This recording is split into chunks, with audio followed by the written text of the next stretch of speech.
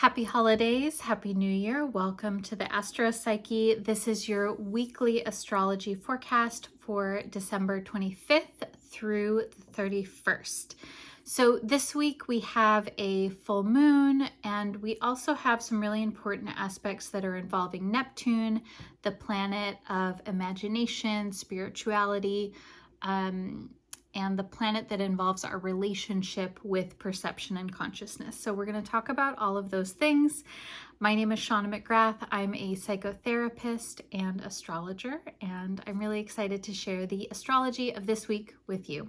So we have a full moon happening in Cancer. This is exact on Tuesday, the 26th at 4:33 p.m. Pacific time.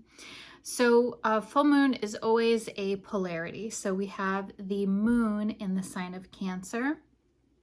This full moon is happening at about 4 degrees of Cancer. And then we have the sun opposite that in the sign of Capricorn, because we're in Capricorn season. Happy birthday to all of my Capricorn people. So the nature of a full moon is that there's a sense of expansion, polarity, like things really coming up to sort of like a tension kind of point. It can also be, of course, a sense of celebration, culmination, things coming up to a maximum capacity.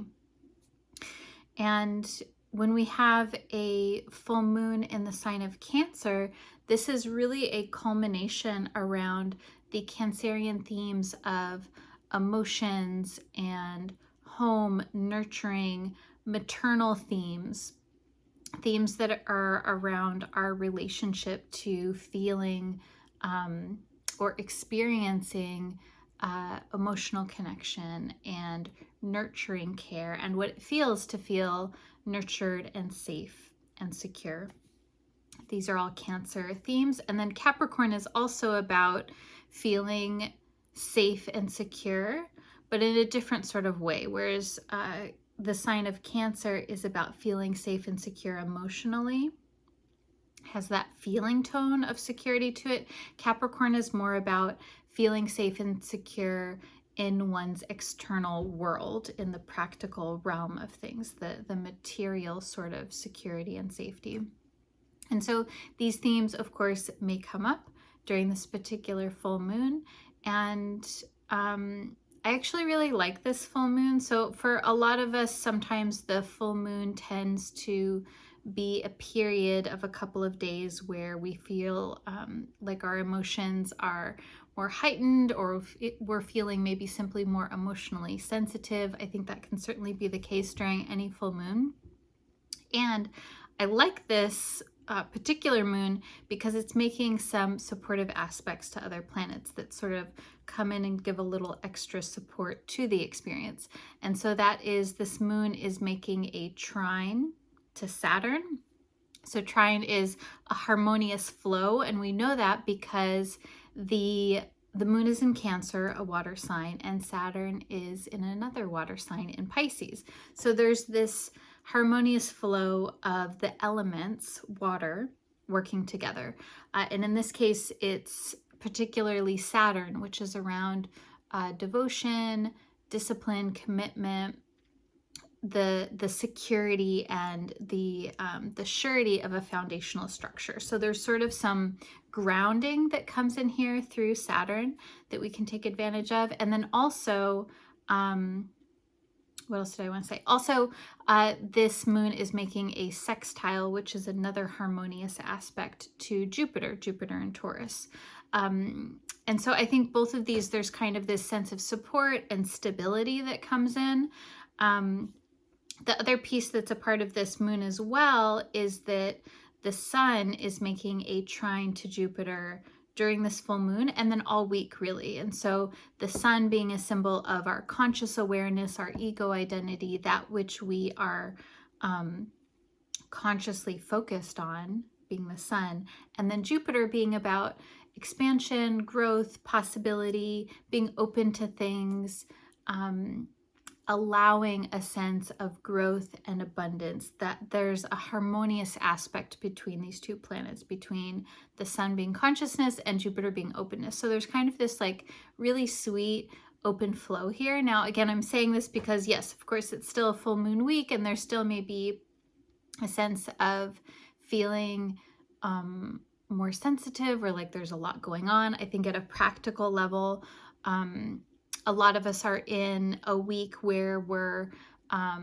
traveling or seeing family, or maybe not seeing family, or maybe having a lot of feelings come up because it is a time that involves questions or contemplations around family and our experiences of family and what it means to be in family, etc. So I think this is a time practically where a lot of a mix of emotions may come up, and then I think the full moon sort of mirrors and amplifies that, and we have a lot of support to process these things and to find ways of expressing and allowing, Saturn especially, by finding grounding, finding activities that are stabilizing for us, finding experiences and people that we find stabilizing.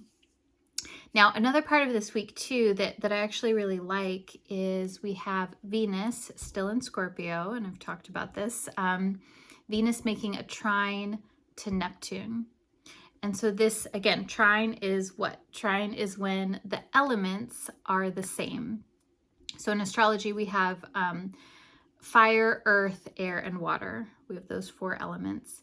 And in this case, Venus is in Scorpio, so it's a water sign. Neptune in Pisces, also a water sign. So these two are working together. And Venus is about relationships, healing, beauty, aesthetics, the things that soothe us, the things that heal us via experience. Neptune is about altered states of consciousness, altered states of perception, those states of perception and altered consciousness that are helpful, and then also those things that can also be more around, maybe more unhelpful, around confusion or illusion or deception, but also, states of being in the flow, experiences of bliss, even meditative or mystical experiences. At a practical level, Neptune is also a symbol of getting lost in art or a film. So it can be, it doesn't have to be like a big mystical thing, but it's kind of those experiences where we lose a sense of our, kind of like losing a sense of the sun, the ego identity, where we are like sort of like unified with something or merged with something or in a flow of something else that is outside of ourselves. This is Neptune. And when we have Venus Neptune, this is a symbol of an energy that is very creative, that is very connected, that is really about being in the flow, Neptune, in a way that is beautiful, harmonious, healing, and maybe even aesthetically pleasing in some way, all Venus issues. But I think Venus, especially Venus in Scorpio, there is a healing quality, a healing possibility. And I find that trines like this, we can sort of not notice them, or it can be like, oh yeah, that's like that thing that's going great, but I want to focus on, the thing that's challenging. So I think it's important for us to remember that there are experiences this week where we can have a sense of healing or being in the flow, and to even seek those out, those experiences where we can have a sense of rest and ease, and that is healing. Now, Neptune is also connecting in with some other planets where there is a bit of that more, I'm seeing it maybe as more of like the illusion possibility, or where things are not so clear. With Neptune, it's always things are not tangible with Neptune. So even with the Venus Neptune, there is this quality of like not really being able to put words into an experience necessarily. The other aspect that I'm talking about is we have Mercury making a square to Neptune. So Mercury is in Sagittarius, still retrograde, still with Mars. So we talked last week about how Mercury and Mars are pretty close together. They're actually going to exactly be together at the same degree this week. And Mercury will be making a square to Neptune. And so this mash, this combination, is about our mind, our awareness, our consciousness in the way that we communicate it to others, Mercury. And then Neptune, where things are a little fuzzy, things are not super clear. There is a great amount of imagination and like being able to visualize possibilities. And one of the challenging common ways that I can see this aspect manifesting is can be like a tendency towards fear or lack of clarity. Because often when we don't have all the information, or we're not sure, or there's like a sense of unknown or unknowing, we can get afraid. And so I think that's like a very common spiral with Neptune. And so I would watch for the ways in which fear comes up this week and how you can manage that and sort of talk your way through it, I think, here. I think with Mercury and Mars being together in Sagittarius, this is a great place to work on being clear about what we think, clear about what we say, and even when we feel very unclear and very confused, rooting into what it is that we do know, what we can verify, what we do know for certain, even if that's not a whole lot, but like something to sort of ground ourselves in, and to find a sense of grounded, rooting, clarity, and anchoring in what it is that we are thinking or feeling in the moment. Like that feels like a really key component to this Mercury-Neptune situation, because Mercury-Neptune is also a symbol of, like Venus-Neptune, it's also a symbol of intuitive connection and being able to sort of get an intuitive hit on things. And when we do that, we sometimes will get a sense for something, but maybe we read it in a way that isn't entirely accurate. And I think that's a big part to remember here, is that we may be picking up on something and there may be more to the situation than we're actually realizing. And so to ground into our own experience as much as we can.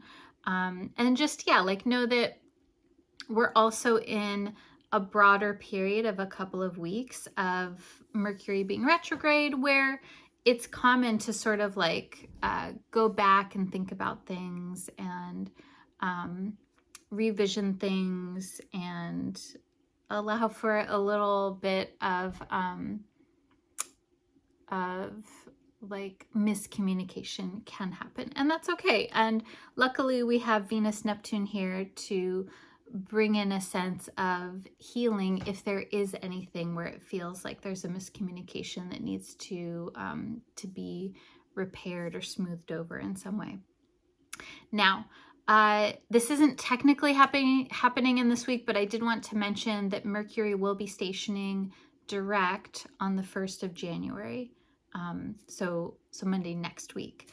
And when Mercury stations direct, that simply means that the retrograde period where Mercury appears to move backward has stopped. So Mercury stops moving backward from our perspective, and it sort of pauses there when it's direct, and then it will start to appear to move forward again, but it sort of pauses at that direct point. So there's kind of this like where Mercury stops, and it's like this focal point on Mercury. So a lot of themes this week, and then especially on the 1st, and I would say even the 2nd and 3rd of the new year, there's a strong focus on Mercury communication, thought process, analytical thought, how we process and make sense of things at a rational level. So those are strong themes.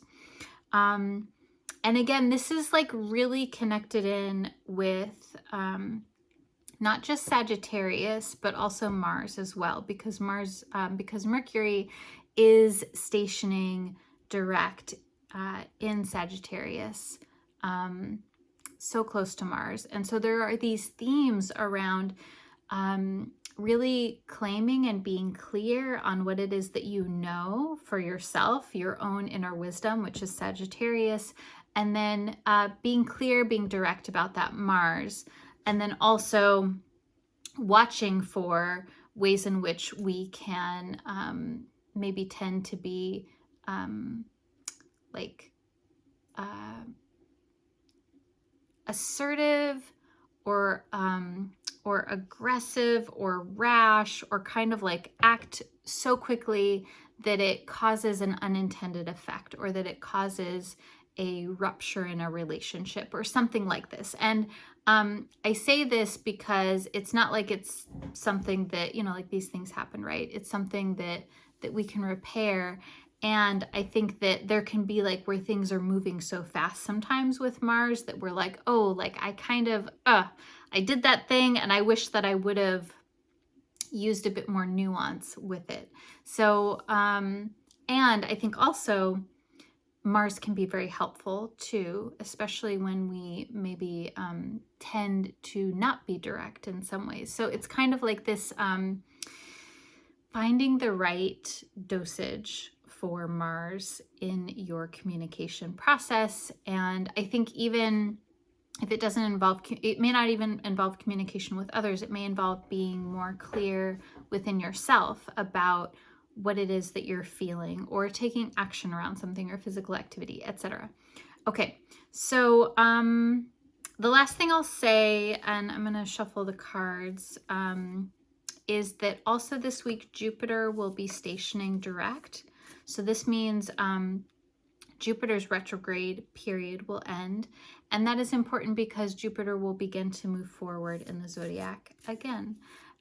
So it'll begin moving forward again in the sign of Taurus. So this is also like, this is less, Jupiter stationing direct is less of like a really intense energy that we may feel, in contrast to Mercury stationing direct, because Jupiter moves so much slower.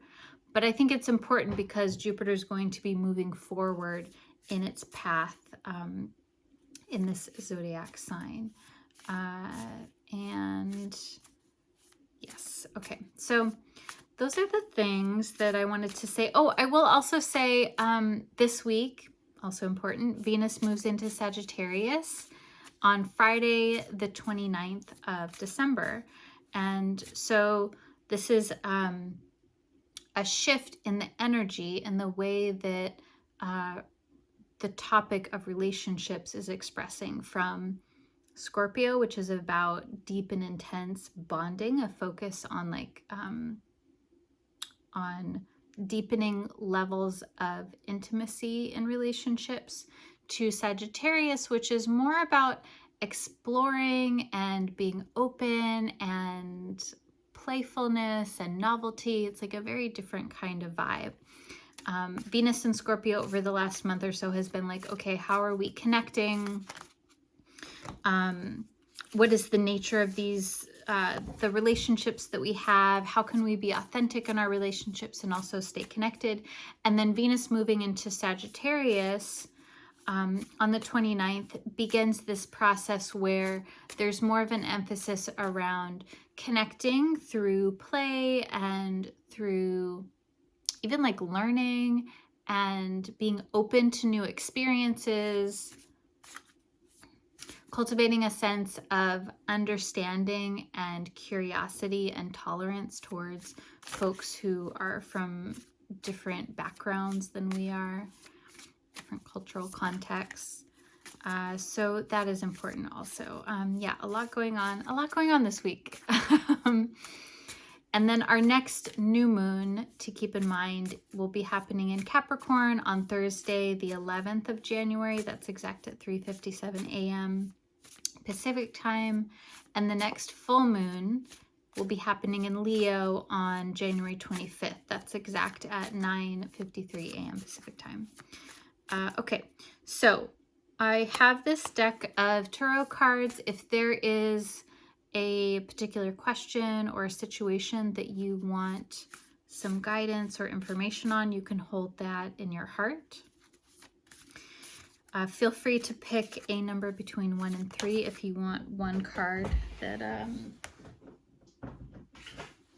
that's going to emphasize. Okay. So, okay. A card popped out. I will share it with you. Okay. So, let's see here.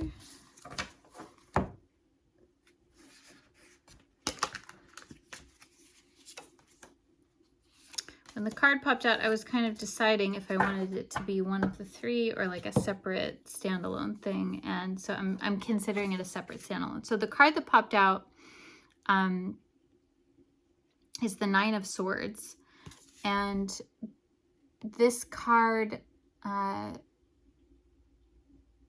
is about worry and stress and sort of like the kind of worry that where we get in like a spiral about it, where it's like rumination is the 9 of Swords.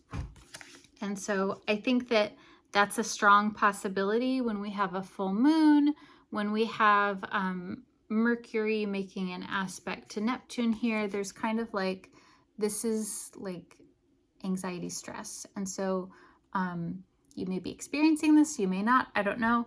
But there's something here where it's like, okay, whenever I see this card, it is a reminder that whatever it is that we're worrying about it in a way that is causing us even more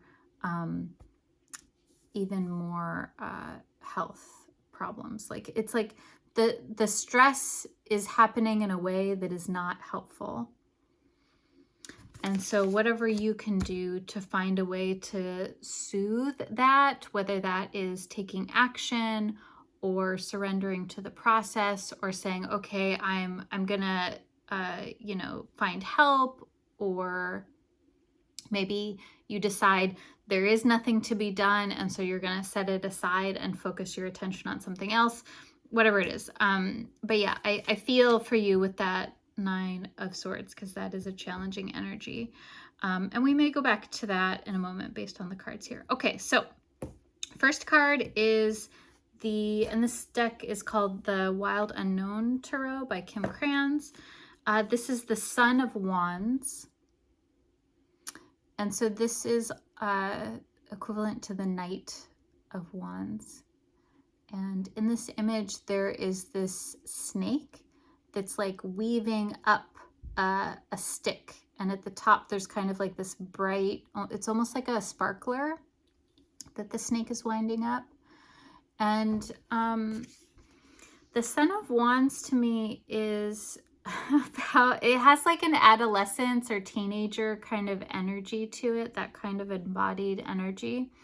And the Knight is about moving forward, taking action, doing things, being like, yes, I'm doing this, I'm moving forward, doing so in a way that is like very exciting, but also can possibly be like moving a little bit like too fast. So we're just going to keep that in mind. And the wands are about passion, excitement, career, the things that we want to do, the things that we're moving toward, the things that bring us a sense of inner energy and that really light us up, that have us enthusiastic about living our life.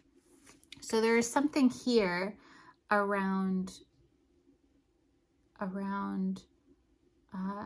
very actively moving toward the things that are exciting for you. This also just feels simply like a new year kind of energy to me, like moving into the new calendar year.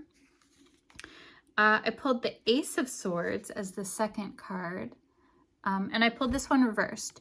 So Ace of Swords, aces are always about the new beginning, the conception of something, the very, very beginning. And this is like a new idea because swords are about the mind. A lot of swords here in this pull. And yeah, the Ace of Swords is like a new idea, a new thought, a new communication. It could be a new awareness or a new perception around something. I think it's interesting that in this card, in this particular deck, there's like lightning bolts that look like they're going to strike the sword. And there's also this rainbow colored snake here. I'm also thinking with this card about the sense of like energy, like latent energy that hasn't been expressed yet. So like you have a creative idea, for example, and it hasn't yet been brought out into the world. The third card is the Judgment card. And in this card, the imagery is really beautiful. There's this, like all of these shadowy birds that are collected at the bottom, and they're all so close together that they're almost sort of like darkening out the bottom of the card. And they look like they're flying up towards this dove-looking sort of bird at the top. So Judgment is about being yourself and being who it is that you actually are without fear of judgment. When this card comes up, usually there's a little bit of hesitancy or feeling like you're going to be judged, or maybe you have been judged, and maybe there are some negative experiences around that you don't want to repeat. I think that this card also at a deeper level, if we're working with it psychologically, it can also be a symbol that we're working with experiences of shame and guilt about like our inherent quality of value as a human being. And that these are maybe, and when I say this too, this can be like shame about something in particular. It can also be what I would call like a pre-verbal somatic feeling of shame or guilt, that like we feel this feeling of like badness or embarrassment in certain scenarios, and we can't really like tie it to a particular thing necessarily. It's just kind of this feeling. And I think that's something to be processed this week, most definitely. And only you know the way that is to do that. I'm really thinking about the Venus-Neptune here, where it's about healing and bringing healing to a certain relational kind of issue. So when I'm looking at this overall, there's kind of like a worry about something. And I think that this Nine of Swords card is reminding us to find a sense of, to first and foremost, find a sense of calm and ease and a reduction of anxiety as much as we can. I think that a lot of us, you know, like that's a very common human experience, right? And at varying different levels. So first and foremost, that's kind of what is most needed. And then this scenario, like the theme this week, is around moving towards the things that you're really excited about. At a practical level, this could be moving towards a new year, a fresh beginning that you're really excited about. It might be a particular venture or something, whether that is something in the world or, I don't know, like a new mindfulness practice or a new creative practice, or a new way of relating with people. There's something that you're excited about moving towards. And then as you do that, as you move towards the thing that you're excited about, there's a new innovation, a new idea, a new way of thinking that comes up. This is like the Ace of Swords is like an aha moment that might happen this week. And And this was reversed too. So it's like there's something that maybe is unconscious that comes into consciousness, and that like new perception brings a sense of healing to something that maybe has been like really unconscious for some period of time.